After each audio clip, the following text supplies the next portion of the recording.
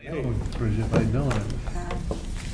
Good evening. The hour being after 6:45, it's my pleasure to call the April 25th, 2024 school committee meeting to order. Our first item of business is the Pledge of Allegiance. I pledge allegiance to the flag of the United States of America and to the republic for which it stands, one nation, under God, indivisible, with liberty and justice for all.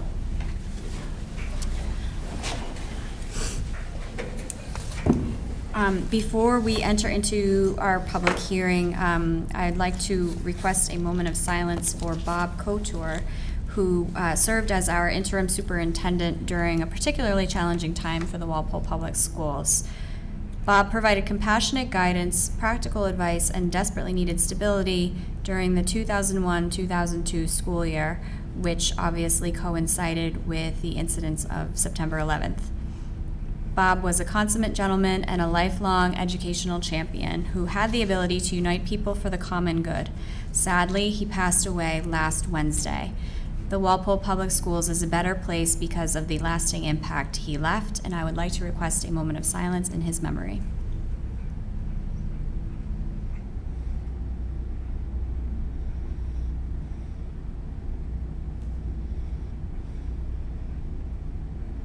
Thank you. Okay, as I mentioned, our annual public hearing on school choice is slated for this evening. Dr. Goff? Sure. Do we need to first enter into our public hearing? Through Madam Chair, make a motion to open the public hearing regarding school choice for school year 2024 to 2025. Second. Motion by Mr. Buckley, second by Mr. Breen. All those in favor?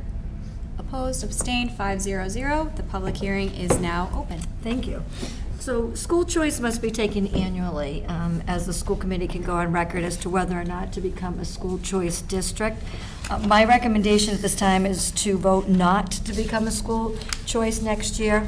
We're still continuing to look at class size, that's fluid, but more importantly, entering the FY25 budget season, we're making sure that, we need to make sure that we're meeting the needs of all of our students and all the individual education needs that come with that. So it's really not predictable. So that I'm happy to entertain any questions or comments. Any questions or comments on school choice? Mrs. Gallivan? I would just make a motion to agree with the superintendent's recommendation to not become a school choice district this year. Second. Motion by Mrs. Gallivan, second by Mr. Buckley. All those in favor? Opposed, abstained, 500. Through Madam Chair, make a motion to close the public hearing on school choice for school year 2024-2025. Second. Motion by Mr. Buckley, second by Mr. Breen. All those in favor? Opposed, abstained, 500. Next, we have a bittersweet recognition for our very own graduating school committee representative, Colin Mahoney. Dr. Goff, do you want to? Sure. As Carrie mentioned, he's our graduating senior, our school committee rep, has been with us for all these years representing us and being able to give us all these updates and letting us know everything that's going on in the high school, and we greatly appreciate your commitment to provide the school committee with all of these valuable updates on student and body events over these past years, and we really want to wish him well in the future with a little token of school committee's appreciation. And next fall, Colin, I'll let them tell you where you're going to be going. I'll be attending UMass Amherst at the School of Business, the Eisenberg. That's great. Congratulations. That's awesome. Thank you. Bless you. Bless you. I just want to know, are there any more Mahonies, or are you, because it's like the Mahonies have like. It's a proud tradition. Right, right. No, the last one. Well, maybe someday the next generation of Mahonies will sit in, one of them will sit in your seat. Hopefully. Any questions or comments for Colin? Mrs. Gallivan? I would just wish you well. You've been great to us, and you deserve good things, so good luck. And if you think of it, stay in touch. Thank you. Yeah, thank you, congratulations.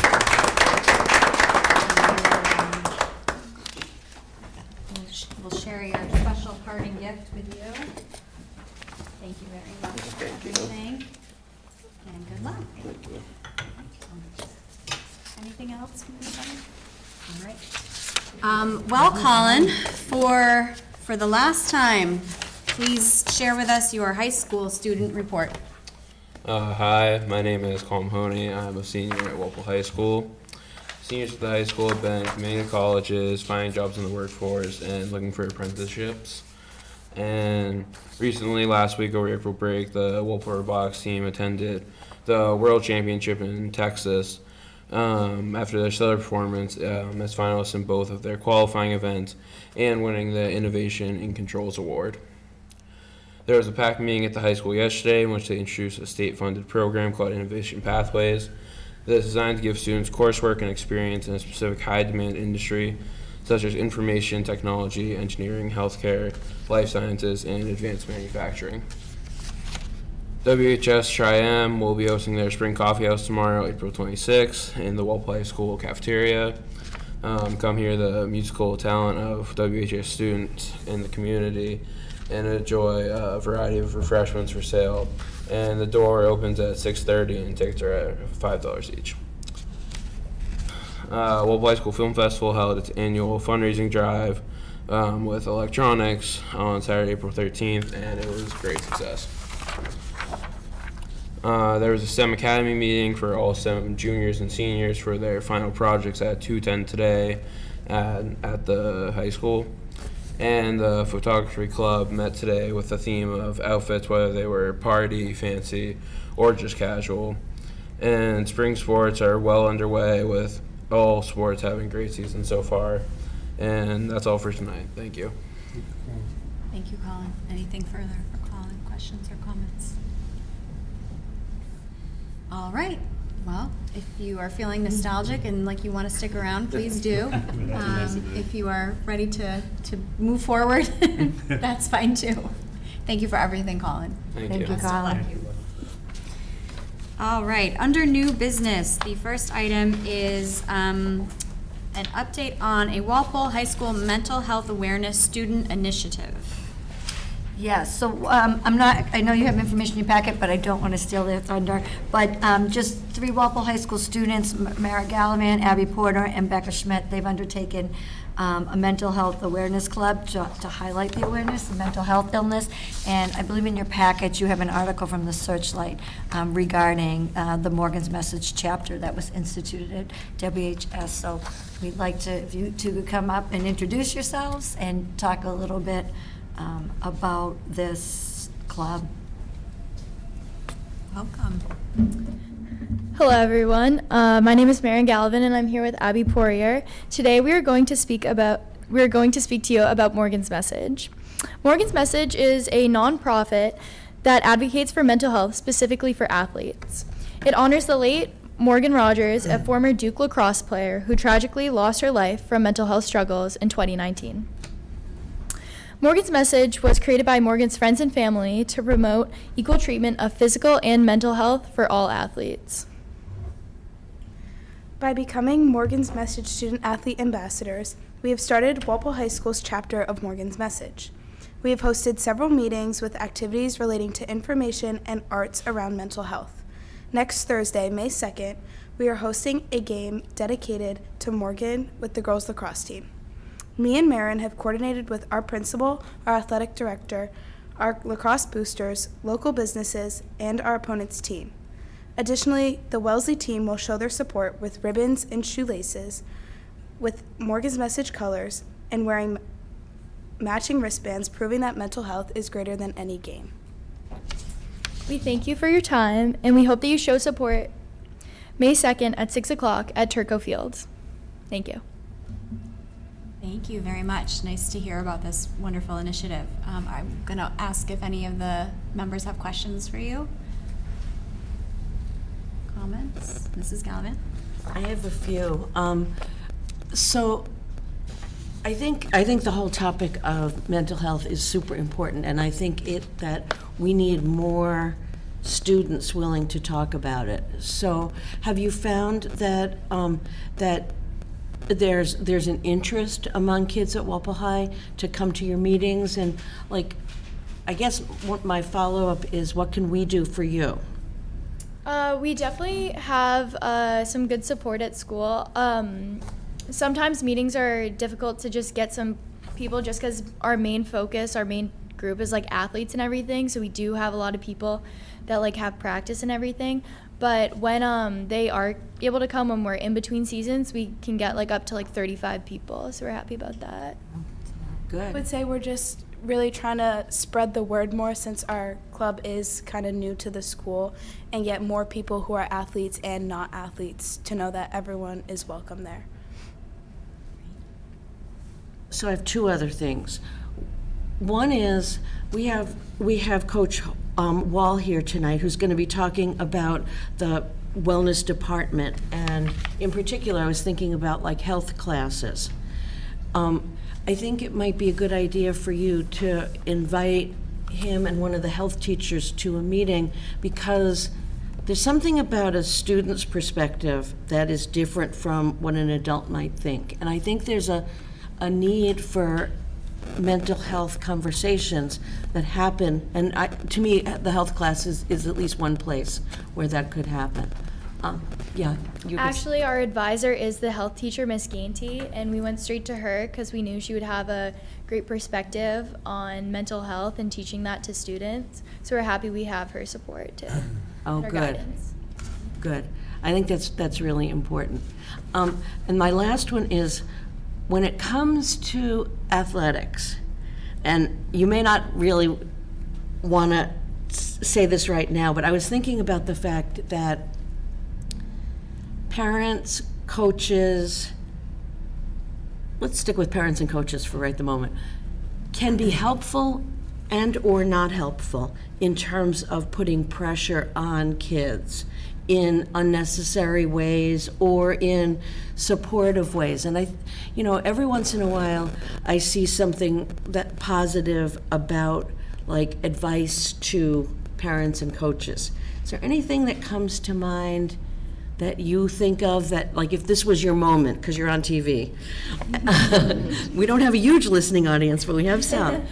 Are there messages that you want the adults in your lives to know about, I guess is my question. I would just say, recognize that like your kid is a student, an athlete, and a person, and they're more than what they do on the field. They're just like trying their best, and like I'd say just be there and really support them. Yeah, the nonprofit Morgan's Message, they provide us student athlete ambassadors with a lot of like resources. So one of the presentations they've given us, it's about like anxiety versus nervousness, and a lot of it can come from like outside forces. So even just getting the information out, not just to students, but to like the community at large, about like the differences between harmful anxiety versus before a game nervousness, it can really make a difference. Great, thanks for coming. I just want to commend you too. It's not easy to start a club, any club, but to go ahead and do that and have that perseverance and have 35 people show up, like, it's such a new entity.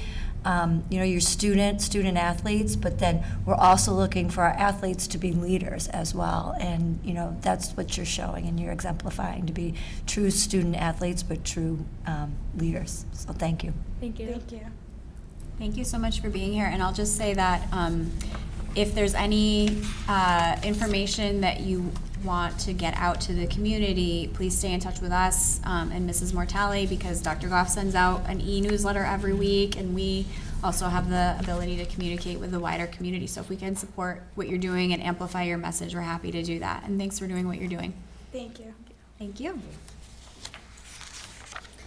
Okay, the next item under new business is our wellness curriculum update. All right, Coach Wall, you're up.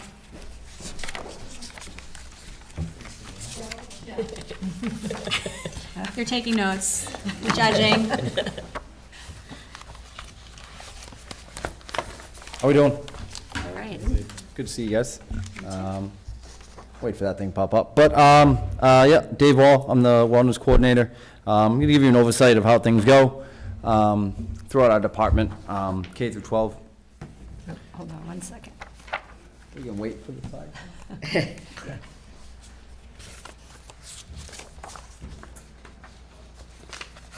Power button.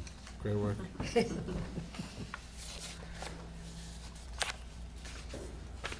on the red light? No, I don't see it.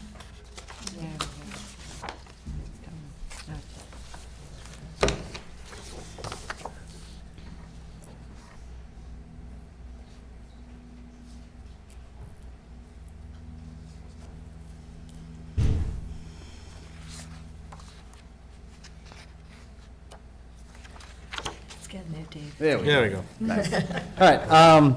Again, like I said, I'm just going to give you an overview of how we do things and how things are going. It's an exciting time for us.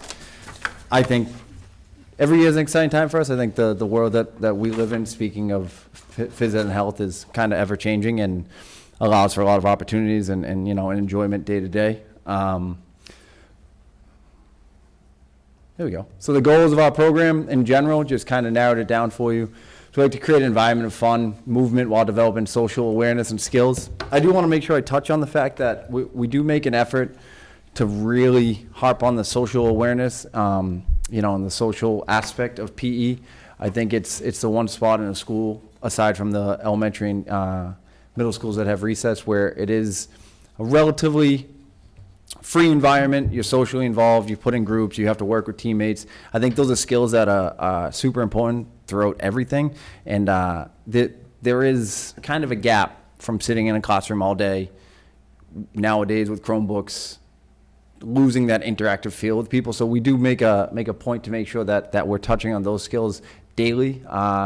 Continuous work on fine and gross motor skills. We like to introduce kids to new activities and games with the hope of creating some type of passion or some type of interest to kind of take from outside the building, take from inside the building to outside the building rather. Developing students who understand how to take directions, work in groups, interact with others that, specifically they normally would not, meaning outside their friend group, outside their peer group. And we're always trying to stay current with activities that students will enjoy. Over the last couple years, last year, we've added pickleball, K through 6. We've got it in there. Eclipse ball is a game that the middle schools have started playing. We've added a weightlifting course at the high school, and one of our elementary schools kind of piloted a weightlifting agenda for their 4th and 5th graders over at OPR. Miss Green bought a handful of very, very light 5-pound weights with the super light barbells and started teaching the basics of just movement lifts and things of that nature. And she got a great response from it.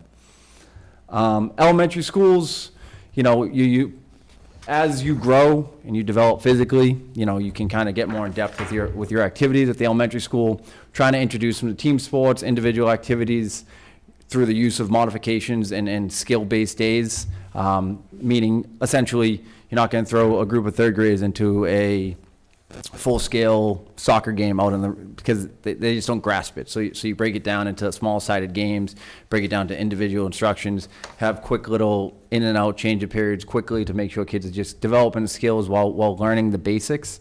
And then the hope is the basics are developed, and as they progress from K through 12, get a little more in depth with that stuff. Focus on balance, throwing, hopping, jumping, core strength and coordination, all the basic movement patterns that students need.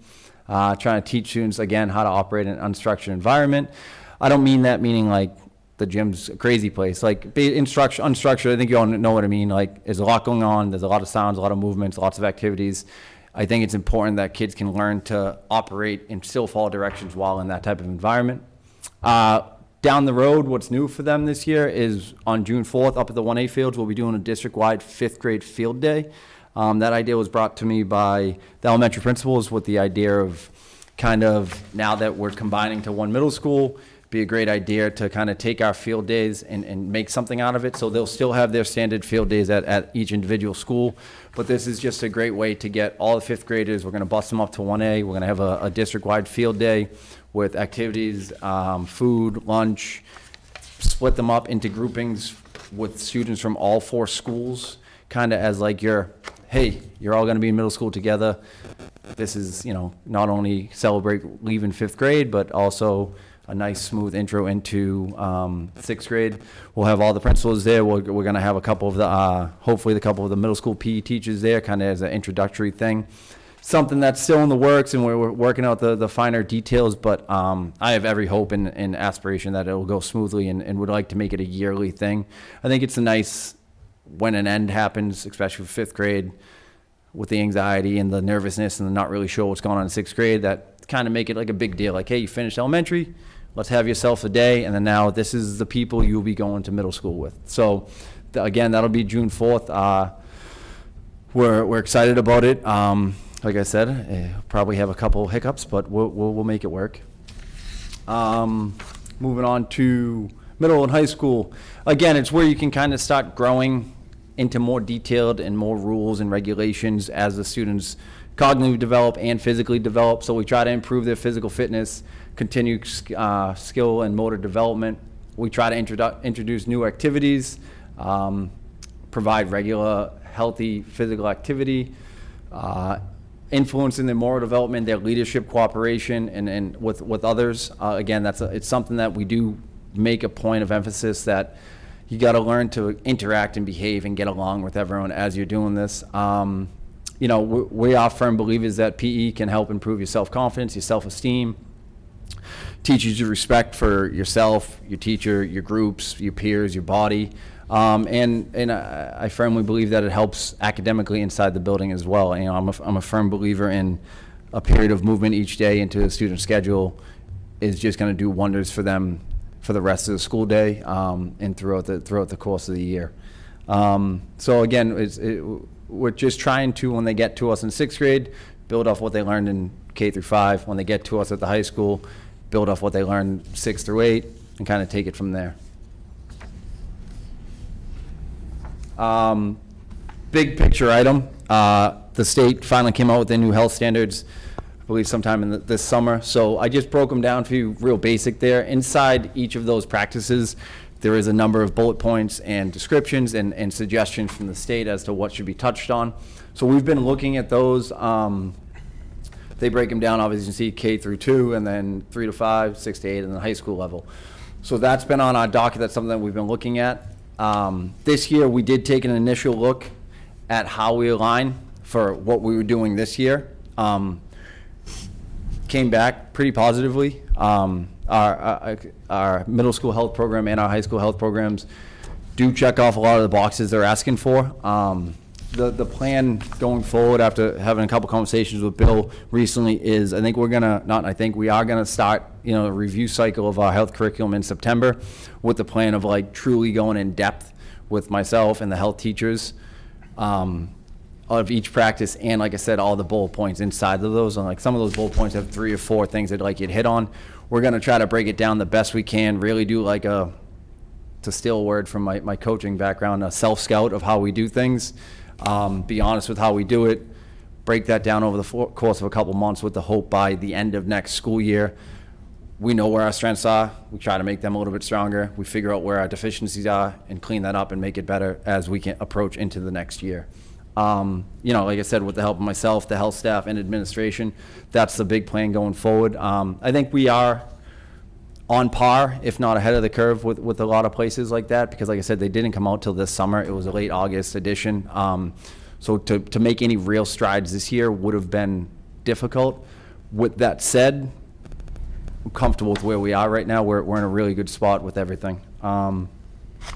Continuing to move forward, big picture. We're always committed to making changes and additions. Our teachers, I give them the freedom to, if they have a new idea, if they find a new game, they find a new activity, like, let's try it.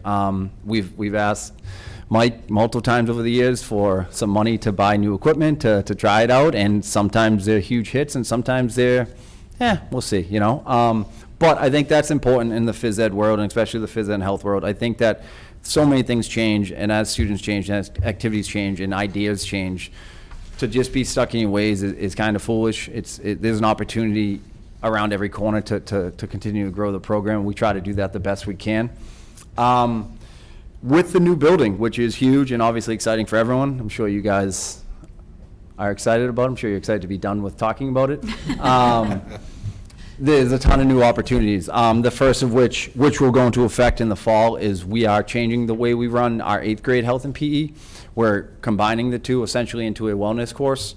And And how that's going to look is students will be placed into a classroom, a roster with one health teacher and one PE teacher on the same roster. So it'll be a double roster, but there'll be 2 teachers there, one licensed health teacher, one licensed PE teacher. And the way it's going to be structured is over a cycle, they will get an important health topic, and then they'll be in the PE room. So essentially, basically, if you've got 60 kids, 20 of them will get a week of health, while the other 40 get 2 weeks of PE. Every week you'll change it. So what that's going to do is allow us to make sure we're touching on the vital health things, and they're still getting valuable health time in the classroom. But the other thing it's going to do, which is exciting, is it's going to open up a way to kind of have a hybrid type situation. You know, the easy example I can give you is when you're talking about your cardiovascular health, or your physical health, or the proper nutrition, that's like easily tied into our cross-country unit that we do. So that would be a situation where the classes wouldn't necessarily have to be split, would develop, or we're gonna find a new way to teach it while doing both. So both teachers will be there, it'll be a co-taught situation, find new creative ways to, okay, here's what we're doing in PE, how are we tying that into, you know, more of an academic side of it, which is the health fitness part of it. So again, it's one of those things that, you know, we're kind of still building, we are still building it. We're still narrowing down all the details of it, but it's kind of exciting in the sense that they'll be in the class all year. It'll be a new way to go about things, so it'll break the monotony of the way they've done it from K through 7. And then it also does, in like a roundabout way, help them transition to how we do things at the high school, which is kind of cool because it's all going to start to align a little bit cleaner, meaning we give more choices at the high school. You have electives at the high school you can take. So it's all kind of coming together nicely. It is something that at first we weren't sure how, but I think we've narrowed down how we wanted. We've talked to other districts, we've reached out to other places and settled on what we feel will be the best fit for us. With the new building, obviously there's tons of opportunity. The spacing is amazing, which I spoke to you last year that our biggest hindrance at all has always been our spacing. That issue is essentially gone now with the new middle school. The gym, the main gym's great, the alternative gym's great, and obviously the stuff outside is fantastic. So that's going to give us a chance to move closer to a choice model, which is something we do at the high school, meaning we can have more than one activity running at the same time. After school intramurals, we can carry over some of the turn-ins that we do at Johnson and Byrd, combine them into a big thing. We do have a pretty fully functional weight room setup coming, which will allow for after-school activities for weight training, things of that nature. We have teachers that already asked about that. It's one of those things where you just kind of have unlimited options now that, and I know it sounds silly, but now that we have spacing, it opens up the doors for a lot more things for us to do, with the main target being meeting kids in the middle, giving them more options, giving them more choices, and hopefully getting a little bit more out of them. And, you know, that's pretty much it. Like I said, going forward, we've got some changes on the horizon, mainly at the middle school. We're excited about. You know, the high school is ever changing as well. We've had great successes this year. 2 of our PE electives, which is our everyday wellness course and our weightlifting course, both have filled up multiple sections. Both have multiple sections filled up for next year. So we're getting a real good response from our junior, senior students who are choosing to take a PE elective rather than your typical standard PE class. Would like to try to find a way to almost create another elective or 2. Again, spacing being the limiting factor. If the next big project goes through, that spacing won't be a limiting factor. But other than that, we're in a really good spot. You know, we're lucky to do what we do every day. You get to look at stuff like that each day, and the kids do seem to enjoy it. So, like I said, I think as a whole, we do a good job of staying ahead of the curve. But I think my staff does a really good job of being willing to try new things and change, and always trying to get a little better and avoid getting stagnant. Thank you very much for your presentation. Any questions or comments for Coach Wall? I just want to say, as a high school history teacher, I feel that if a kid has had phys ed in the morning before they have my class, they're more apt to kind of settle in and get down. It's just the change of pace is very much worthwhile. So, I think that's very true. I think it's extremely true at the middle school level. Yeah. I think when you get the middle school kids in early, now obviously the schedule rotates, but for the most part, like I said, I mean, you can cite as many studies as you want. As like you said, as a teacher, you can just see it. When a kid has a period of PE, a kid that's a high energy student, they usually tend to settle in a little bit better, focus a little bit better, and have a little bit more success of an academic day after it. To that, oh, go ahead. I was just going to say, I love the enthusiasm about, change and trying new things, so thanks for Appreciate bringing that. that. Getting back to Mr. Breen's point, as you were describing the new 8th grade combined course, so if I understood you correctly, kids have that course all year. Yep. And they sort of rotate through PE type curriculum and health curriculum? Yeah, so it'll be set up the same as their regular PE class, so every other day in the cycle, Every but it'll other just day. be that same block for the year. And is it the case that kids will have health for one entire cycle, meaning they wouldn't have a PE opportunity for one cycle? So the way it's gonna, right now, on paper and pencil, right now it looks like it'll be like 3 classes in a classroom setting, 6 classes in the PE setting. But like I said, there's tons of room for change, or there's tons of room for adjustment there. There'll be units that will be all combined, all in the gym, or all in the auxiliary gym. So that part hasn't exactly been like finalized yet, but that's kind of the model we're gonna shoot for. Okay. So like a 2-to-1 ratio, essentially. Okay. The only reason I ask is I can anticipate some families might have a concern if they have sort of kids who really benefit from that Right. movement break, Yeah. and they're not going to get it for a period of time. So that's something I'm sure you're keeping in mind Yeah. as you build this all out. I'm And I sure know there'll it's be a not couple easy. questions. And my other question is this picture on your slide in the top right of the ping pong tables. Yes. Where is that? That's at Johnson. So is that off of the That's cafeteria? one of the, they do an after-school tournament with ping pong, and they move everything off to the side. So that's only available during the after-school time? Yes. Okay. At the high school, we do, towards the end of the year, actually coming up soon for seniors, not you guys, for seniors, we do like ping pong opportunity for like kind of an end of the year thing. I just wasn't sure if that was like a built-in movement opportunity for kids, like at the end of lunch or something. No, but I That's special. do, I'm sure it hasn't changed since I've left, but they do it during extension as well. Cool. Unless it's changed. I haven't been there in a couple of years, Okay. so.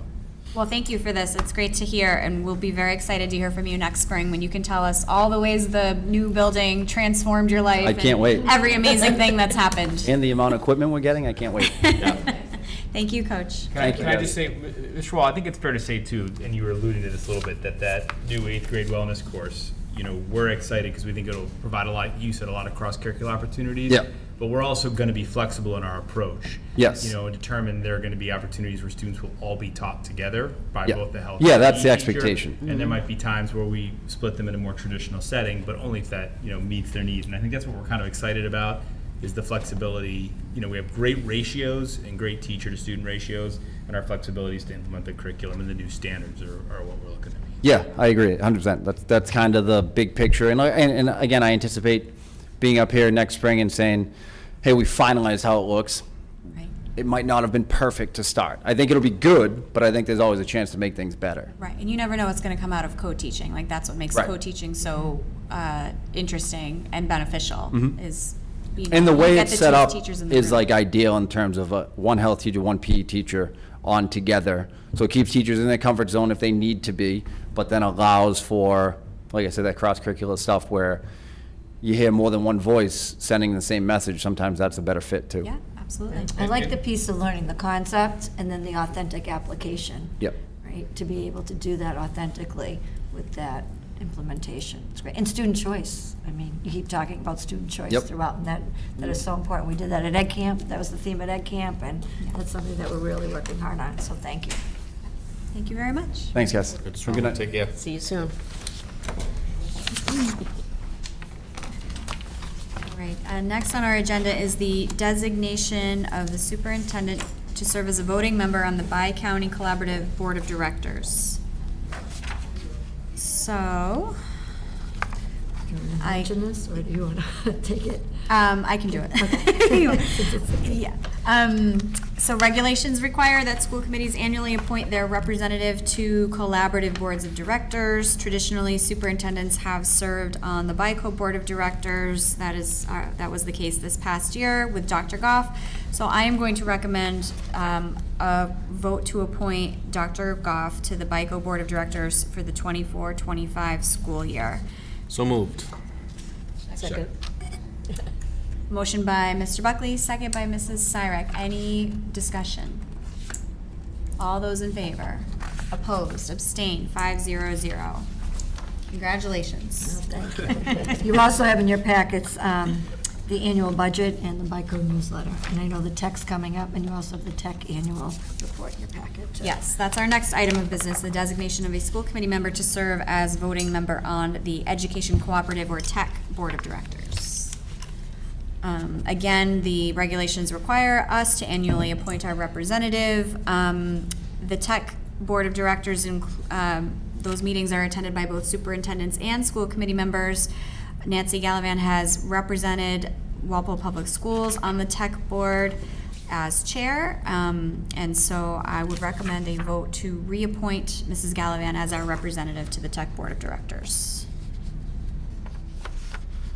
Mr. Buckley? Madam Chair, I would make that motion, but I just would like to underscore for both of our representatives on both of those boards. We know we had a great opportunity to bring more of those facilities to Walpole at the new middle school, and TEC has a very large footprint here in town, which is because of the advocacy of those two individuals. And I think it's great for Walpole kids who may be in those collaborative spaces to not have to go very far afield. And that doesn't just happen. There's many, many towns that are part of these. And I think we work very aggressively to bring those educational centers closer to home in Walpole. So that's great stuff. And it's an extra meeting for Nancy. So if she would like to do that, God bless you. So I vote to reappoint Mrs. Gallivan.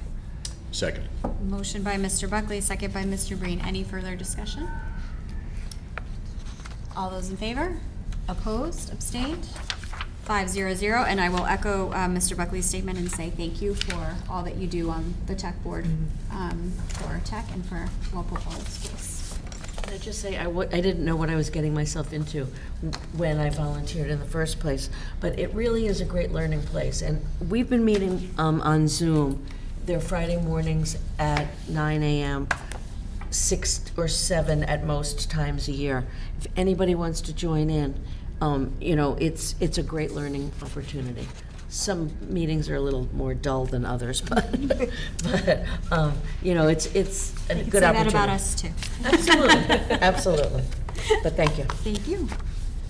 All right, moving on to the superintendent report. Yes, well, it's been, I think, 5 days since we last met when I reported. 5 right? school It's days. 5 school Yeah, days, sure. right? So, just a couple of quick things. MECO, it was great having our last school committee meeting at the MECO headquarters. We were able to get a tour of the office, the whole history of the MECO program, and hold our meeting. So I think everybody was able to attend that.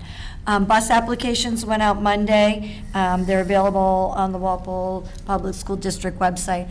Mary will send out a link in the school committee report, and then next month I'll put it out in the superintendent report. I'm sure it'll go out in the principal's notes. So just be the transportation fee and the deadlines are all on there. At the Boston Athletic Association Youth Relay on April 14th, we had students from both Byrd and Johnson race in multiple relays on Congress Street next to Government Center as part of the Boston Marathon. And they took 3rd place overall, so Nice that was job. great. And we just want to congratulate all our athletes, and special, shout out to Connor for helping to make that happen. Another reminder coming soon in early May, probably right around the first full week of May, families will receive an email inviting them to participate in a district-wide family school climate survey to learn more about their child's experience in our school. So that one will come out. The Leadership Council is looking at all of the end-of-the-year events. It's really busy with transition activities. Middle school, high school course selections, summer programming and enrichment will be coming out soon. Lots of Walpole High School senior activities. I know I gave that to you last time, of what's going on with our soon-to-be graduates. Like I said, unbelievable amount of events that culminates into graduation on June 2nd. Colin mentioned, just in the shout out to the Walpole High School Triumph Spring Coffee House tomorrow at the high school cafeteria. It is a great It's relaxing. It's great to see all of these different performances. Fun event. Our final full team strategic planning meeting will be on May 2nd, and that's going to be held at TEC on Mansion Drive for that group. Next week is the District Art Show, and please don't forget about Springtown Meeting on May 6th. Thank you so much. Any questions or comments for Dr. Goff? Busy time. On to old business. The first item of old business has to do with a vote on athletic fees, which we had previously discussed at our prior meetings. Mr. Buckley, would you like to, as a member of the subcommittee that had the responsibility of looking into this matter, like to summarize for the other committee members and anybody watching at home sort of how we arrived at the point we arrived at? Surely, through you, Madam Chair, thank you for that. We did have, this discussion came to the fore because of the rising costs within the program. We identified really the key drivers of the cost of transportation, the increased costs of officiating, and a number of other costs relative to ice time, pool time, and things of that nature. So this board, in the same way we looked at raising the fees for preschool, wanted to sort of reach out to the stakeholders involved. We worked through Ron, who did a lot of work behind the scenes, talking and organizing booster presidents together. So we had a meeting with all of them to really explain the need and really unpack the fact that, you know, we're not in this business to charge fees at all. We really would rather not do that, but just the economic reality of the very large part of the athletic budget that needs to be fee-driven, we had to deal with. So we got a large group that was very representative of all the booster clubs. We had 1 or 2 members from each boosters organization to have a discussion about how they would like to proceed. We explained that we as a school department in the operating budget are taking a larger piece. We put especially to offset some of the increasing transportation costs in this year's budget. We took a step forward there, and just the amount of money we'd been raising in the past was not enough. But we also made sure to center how much the boosters themselves raised together. So the feedback we got was a couple-fold. One was a general consensus to rip the Band-Aid off and to, instead of perhaps doing a 2 or 3 or 5 year solution, do something more substantial initially. 2 was a desire to see.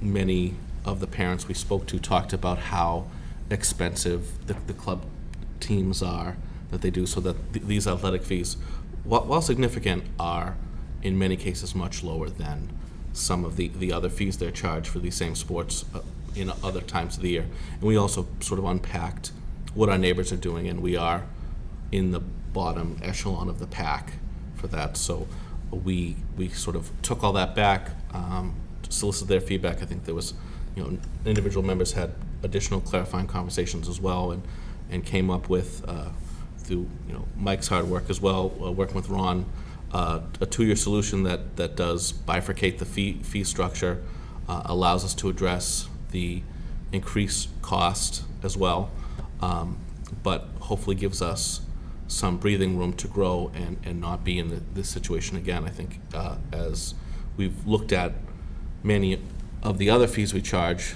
we as a body have advocated doing something that could be regularized in its increase and plannable. And that was another thing that many of the parents told us, to do it now, do it in April, so we can plan when we begin in the fall.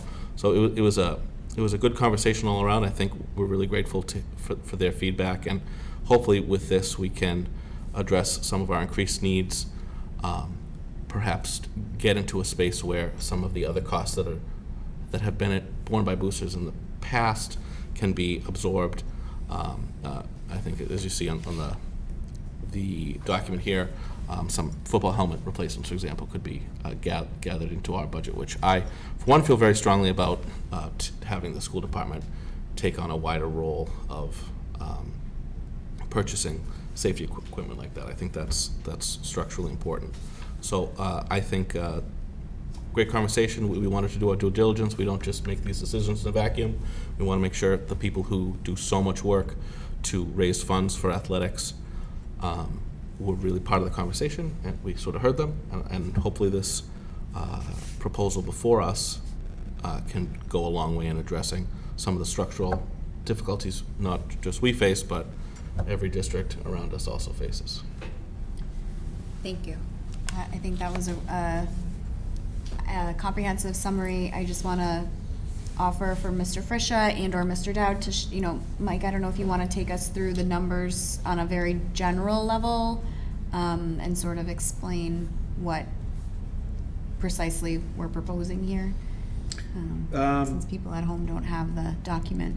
Sure, so I think the one thing I would characterize before going through that is it's been 9 years since we increased the fee last, and I think that those meetings with the boosters that Mr. Buckley referenced, it was very clear that it has been a long time and that they understood why we're in the situation that we're in. It's a little harder on this document one second. So I guess across the board, increases, the current fee is $225 per 1 and 2 sports. And so the initial increase for year 1 is going up by $25 for those single sports that do not fall into this tier. We've now entered a category of tiering sports because some of the sports we realize are more costly because they have fees associated with the sites that they're hosted at. For example, swim or ice hockey and ice time are very costly fees associated with the sports. So we're looking to increase the hockey, gymnastics, and swim to $350 from the original $225. For football, although it's an expensive sport with a lot of equipment, obviously, it does collect gate fees, and so we wanted to make an incremental increase to represent the increased cost of that equipment. So we increased from $225 to $280. And all of the sports, as I mentioned, are going from $225 to $250. In addition, we have a very low fee for our third sport, and we have, I think it was around 100 athletes around that play a third sport. So we realized that $50 is just not sustainable to keep it at that. So we made a pretty significant increase, and going from $50 to $200, and we were going to maintain that through year 1 and year 2 and revisit it after that. But I know that that's a significant increase, but it was very, very low for a long time. So those are the incremental increases for those sports. They bring in, with the addition of the school committee's commitment that Mr. Buckley mentioned as well, of an additional $10,000 for transportation in year 1, that commitment to funding the transportation budget, Michael J. Connolly and the yellow buses that we use for athletics, the total would be $85,000 of additional revenue coming in, right, for year 1. Having said that, there are some examples to the right on the chart we're looking at that are related expenses that we would use that additional revenue for. And I'll just kind of go down the list of transportation cost increases. Every year there's a cost of living, or an inflationary factor, I guess, that goes into the yellow bus contract. And so we anticipate that the increases in that contract will average about $5,000 incremental increases per year. So that was built into this fee increase. Ice time cost increases are $3,000. Official cost increase, $4,000. Trainer salary increase, $2,000. So you can see that these regular recurring growth in these individual items that we didn't account for in the past because we kept our fee status quo at $225, we're now starting to account for those and factor them in. Mr. Buckley mentioned safety equipment. That is something that I know several members of the school committee mentioned as really important. So we've dedicated $10,000 to providing the safety equipment that we feel is important and every athlete should have provided. And then the big ticket item was the school-owned uniforms.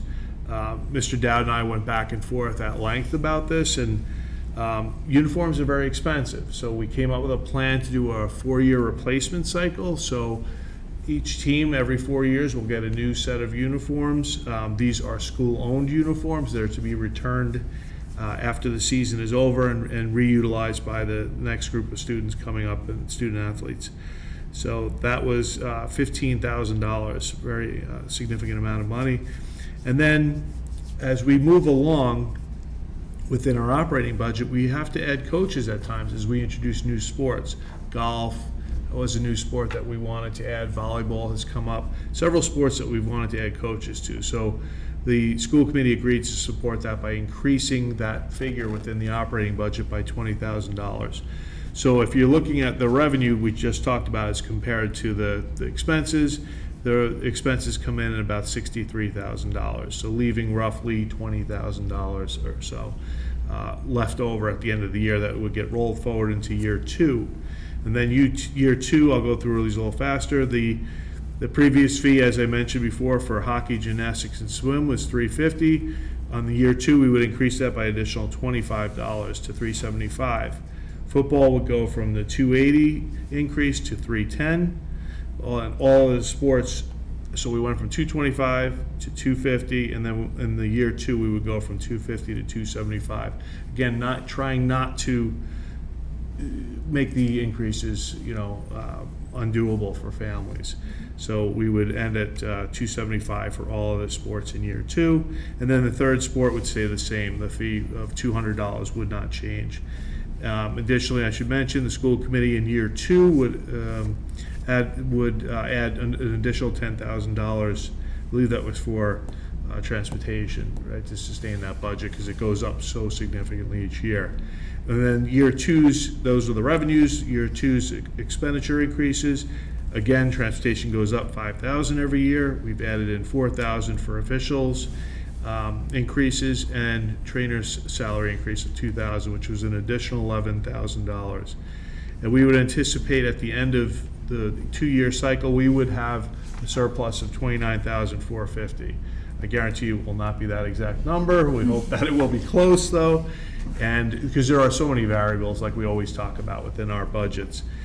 So we hope that this will be a plan of really successful sustainability and help us to provide more for our athletes and reduce the burden on boosters and the fundraising that they have to do to sustain this program as well. Happy to answer any questions. Thank you. Before we get into questions, is there anything, Ron, that you'd like to add at this time? No, just thank you for the time and, listening and taking this matter serious. I know that, there's a lot of time, a lot of effort by a lot of people out there. Very much appreciated. Questions or comments from the committee? Mrs. Gallivan. I just wanted to add a couple of things. First of all, the boosters group was remarkably supportive of this conversation. And, we recognize that they're still paying for close to a third of the whole program. Yet they understood and they really wanted this information. I've heard from a couple of people that they really would like us to meet regularly with them, because what happens is the leaders of the Boosters Club rotate. Their kids graduate and they move on. So sometimes they just don't know how to answer some of the questions. So we talked about that as a potential.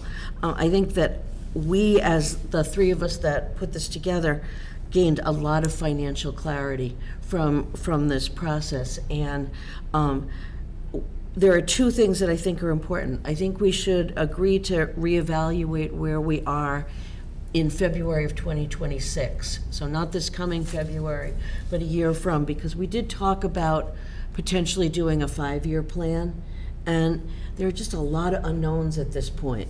But we may be going down the road of doing like a 3% increase every year. So I think that one of the things that the boosters group was asking was give us enough information to be able to explain it clearly and to time to react to it. So, but I think it was a good process. And I guess the last thing I would say is I would like to see us get used to having a financial report from the athletic department as part of our budget process every year. I think it was really helpful. Anything else? I agree. I want to add to, Mr. Frischem mentioned that it had been 9 years since our last increase, and I think what came up in the discussion with the boosters is that right around 2020 would have been the appropriate time to be revisiting fees, and for reasons that I'm sure everyone can fathom, we were not going to have that conversation in 2020. And so now that we are sort of back to standard functioning, it was the right time to have this discussion. I do agree with Mrs. Gallivan that reevaluating late winter during budget season 2 years from now is a good idea. And to continue to have these conversations with our coaches and our boosters is really important. The other thing I want to mention is we've been, as Dr. Goff mentioned, in the strategic planning process where there has been a very strong consensus that in a perfect world, the Walpole Public Schools would make all of our athletics program not fee-based at all, that it would be completely covered in the operating budget. And I think that's where everybody's hearts are. We are mindful of the financial burden that it can place on families to pay these fees. And I know that, Mr. Dowd, you're committed to supporting students who want to play, who may need some financial assistance to do so, and that those students and families are always welcome to contact you to gain support. And I feel like it's important to clarify that we don't take this decision lightly. If the financial reality were not what it is, we would be delighted to not have to do this, but unfortunately we're just not in that position at the moment. But we are always mindful of how to create more equitable access and opportunities within our district for our students. So with that, I will entertain a motion, if anyone would like to make one. Motion to approve the athletic fee increase. Second. Motion by Mr. Breen, second by Mrs. Syrak. All those in favor? Opposed, abstained, 5-0-0. We might want to say Do we as recommended by the administration for the. Sure, maybe we can amend it to say as recommended, and Motion. also with the understanding that we'll revisit. Motion to approve the athletic fee increase as recommended by the committee, with the understanding that we will revisit it in a couple of years. Excellent. Great. Mrs. Syrak, second? Did you have a comment or a question? Yeah, I just wanted to know, how is this going to get communicated to high school families? Because I do think that piece is important. Yeah, I mean, I think absolutely. that part of what we're trying to do is provide financial clarity. Yeah, we'll have So, to put you know, some form of Like a letter. I think what We'll put a memo together. Sit down with, Dr. Goff and Stan Bush and put a plan together to get it out to Yeah. the parents and We'll have to put some form of written communication together to get that out. Yeah, I just think it needs to come with the message that we gave to the representatives from each of the teams, that we appreciate the fact that they're partners with us in this. we'll send And a copy to you. Perfect. Prior to going out with families. thank you. Excellent. Thank you. All right, the motion is by Mr. Breen with a second by Mrs. Syrak. All those in favor? Opposed, abstained, 5-0-0. Thank you, everyone, for your hard work and attention to this. Thank you. Okay, next, middle school building project update. So it is still on time and on budget. Okay. I have one new item with the middle school. We are looking at some form of, Bill Buckley will know more what it's called. It's not really a ceremony, but something that says like goodbye to Bird Middle School since it's being demolished, so that the community or alumni who might want to walk through the building. We're waiting to hear word from Kate from Vertex about when the movers will be out. We're hoping that where school gets out on the 14th, we could do it that Friday if the movers are done by 3 o'clock. And then we could have something at 4 or 5 o'clock for a couple of hours that people can walk through. And if there's furniture that is left for taking, people can take it. It would be nice if they make a donation, but they don't have to. If not, we could look at the following day, but it looks like it'll be one of those 2 days. So just stay tuned, and as soon as I hear back from Kate, I'll keep you in the loop. Questions or comments? There's been, I'm starting to get more and more questions about when students and parents might have an opportunity to see the building itself. And I know that you know, although we continue to be on time and on budget, we don't 100% know when things will be ready, but Correct. anything to say to that question? Once we get word from Vertex when we're able to occupy the building and everything, then we take our cue from them, then we can let them know that when things might be set up will be set up for the summer. Excellent, and I would just add that, And I'd also add, I think it's likely we'll be offering tours all Yeah. through next year during the school year. You know, it may As not be well. something out of the gates in August we're able to do. You know, I know like Westwood's experience with the Pine Hill School is the tours are going on now, and they've been in the school for, you know, almost 2 months. So it might be something we're doing, especially if August is really busy with us trying to get staff in with our tentative date. That in reality, you know, public tours will be more available once we get everyone in, which might actually be a better tour anyway to see students actually, you know, and their materials and items in the buildings. yeah, I think it's more, I mean, I think it's wonderful to offer tours to the community at large. I think families and in particular, 6th grade families are the They'll ones take that are priority. the most They will get eager. priority. They'll get the summer. But I will say that Walpole Media, in its news program, in its most recent edition of its news program, did feature a little video tour with our very own Ms. Ruggiero and Mr. Connor. So anybody can go on the Walpole Media YouTube channel and check that out. You like that plug, Patrick? Yeah. Okay. Next is an update on the high school project. Mrs. Syrak? No updates. We did not have a meeting last week because of school vacation. Our next meeting is next week. So no And updates. it's Yeah. on the docket. We'll make sure to let you know when it's finalized, but we're planning a community forum and webinar format June 5th Okay. for the high school reno at 6:30. Once we get a definite, Kristen, probably at our next high school meeting, which will Which be is next Thursday. Thursday. Yeah. We'll make sure to, if that's confirmed, and let you all know. And that'll be a similar webinar format like we did with the middle schools. That way if people can't come in, they can sit home and watch it Great. Thank you. and ask questions. Excellent. Okay, moving on to subcommittee activity. Any subcommittees to report? Anything legislative or? Not yet. I will say that Dr. Goff and I had a conversation as the newest Title IX regulations recently came out about we're making sure that our policies are updated and in compliance. So once our council has an opportunity to pull all that together, we will be convening policy subcommittee to review. I'm waiting for MASC to come out with that, and then our legal counsel will look at it. Citizens' comments? No citizens are present, so we will move on to approval of the warrants, donations, and minutes. I'd like to make a motion to approve the following payroll warrant number 2439 PS for the amount listed in your package. Second. Motion by Mrs. Syrak, second by Mr. Breen. All those in favor?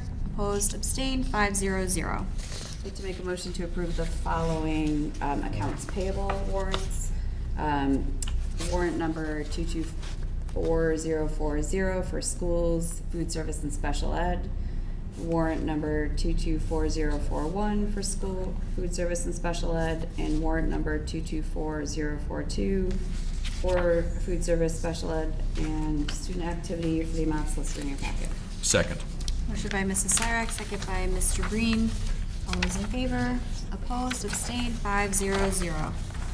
Somebody like to take the gifts? Madam Chair, I make a motion to approve the donation to Fisher School from the State Street Foundation in the amount of $500. Donation to Old Post Road School from Bay State Textiles in the amount of $71.70. And the Elm Street School to the Elm Street School from Bay State Textiles in the amount of $31.50. Second. Motion by Mr. Buckley, second by Mrs. Syrak. All those in favor? Opposed? Abstained? 500. And finally, the minutes. Madam Chair, I make a motion to approve the April 10th, 2024 School Committee Subcommittee meeting minutes and the April 11th, 2024 School Committee meeting minutes. Second. Motion by Mr. Buckley, second by Mrs. Syrak. All those in favor? Opposed? Abstained? 500. Motion to adjourn. Second. Motion by Mr. Breen, second by Mrs. Syrak. All those in favor? Opposed? Abstained? 500. That concludes our meeting. Thank you and good night.